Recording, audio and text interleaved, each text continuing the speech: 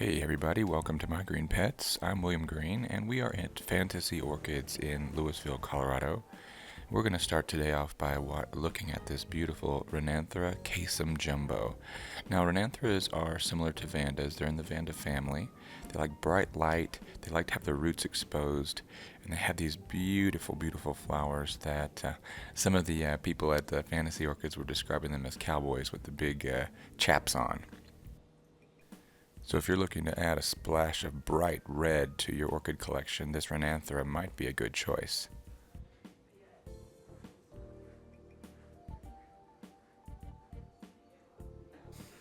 Now last week we had a look at this Dendrobium aggregatum, and it's been joined this week by a beautiful orange cattleya. The hybrid name is BLC My Orange, so it should be easy enough to find, and just really a nice bright orange color, tons of flowers. Dendrobium aggregatum still looking nice, lots of yellow flowers, and they're slightly fragrant as well. The only drawback I'd say about this plant is that the flowers don't really last a very long time, maybe a week or so, but man, they do put on a really nice show when they do bloom. There's also some really nice Miltoniopsis on display. This is a lovely white one with pastel colors. No fragrance. Now some of the Miltoniopsis are fragrant. One of my favorite things about Miltoniopsis is just how big and showy the flowers are. And that colored part in the middle is called a waterfall effect or a waterfall splash. And it's just something that really makes the Miltoniopsis stand out. Look at that. Just lovely. This is another lovely Vanda cross, and it's just got these wonderful pink flowers. Long-lasting, big, showy, and you can get multiple spikes on these. They love light. Here's another little Vanda that I used to show a lot of before I moved. Can you guess what the name is?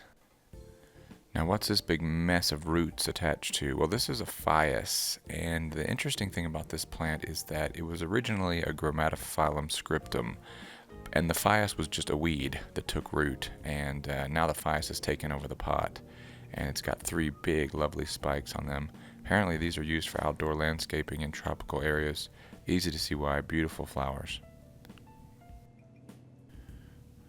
Alright, well let's head over to my corner of the greenhouse, and we've got a few things in bloom, a couple things in bud, but the main name of the game right now is growth. A lot of the plants are showing growth, and that's exciting.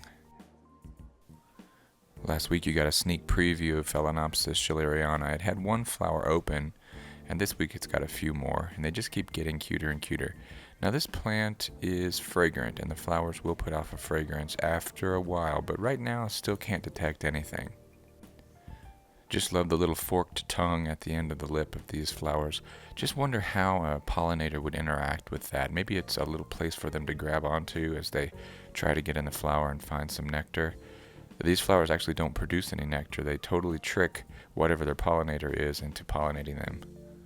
Another plant in bud right now is this Paphiopedilum Appletonianum, and it's just getting ready to open up. The petals are extending out. You can start to see part of the pouch in the back there, and it's just going to have this lovely dark purple color. Just so excited to see those.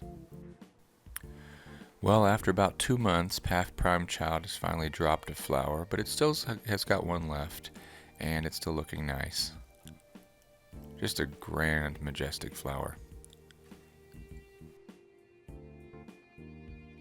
How the Bulbophyllum echinolabium is pushing out its next flower, and this one should be blooming in about 2 or 3 weeks.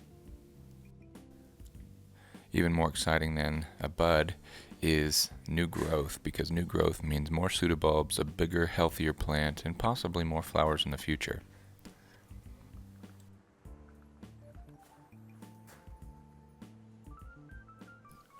Under this plastic tent, meant to keep the water off my dormant orchids, I've got my Caddis as well as my Molasses Latifolia, and most of them are actually pushing out of dormancy right now. This period of time, it's very important to keep the roots dry, and these plants are just about ready to be potted into something. I've got 4 Caddis types. This is a nice big fat one. and it's got a bud pushing up. It was potted in moss when it came from Sunset Valley Orchids, and so I kind of left it potted the way that they had it, kind of styrofoam at the bottom and then some sphagnum around the roots. So it's still got a little bit of moisture in there, but I'm trying to let it dry out all the way. Now this one has dried out, and in fact I don't think the roots are doing much for it right now, but that's fine because I want to keep it dry. But it does have 2 new growths on it. That's exciting, and it is a Caddis sedum, so I'm hopefully we'll have some blooms in the summer. This is my Morya jumbo world. Normally it blooms in the winter. This past winter it did not bloom, did not have a good summer. It does have a new growth pushing out, so we're really gonna try to get it big and healthy this year so we can have some flowers next winter. And this is my early bird, this what is this, Cycnotus Wine Delight. It's the first one to break dormancy every year, and its new growth is already quite far along. It's got roots pushing out, had some snail damage on a couple of those roots, but it's going to make up for it. Needs to be potted up, and it will be growing very quickly this summer, and hopefully we'll have some bloom on that in the fall. It didn't bloom this past fall, and I'm not quite sure why.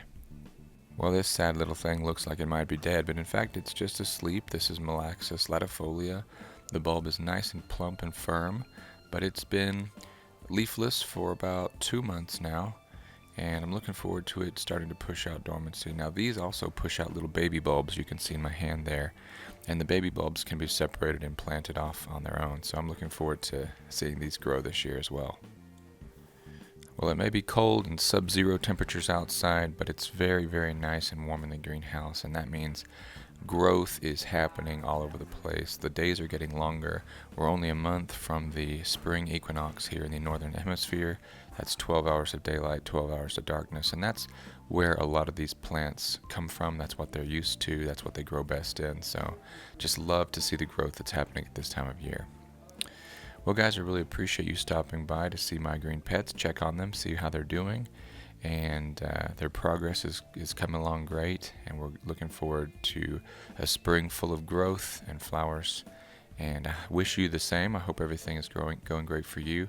Have a great week, and we'll see you next time right here on My Green Pets. I'm William Green. See you later.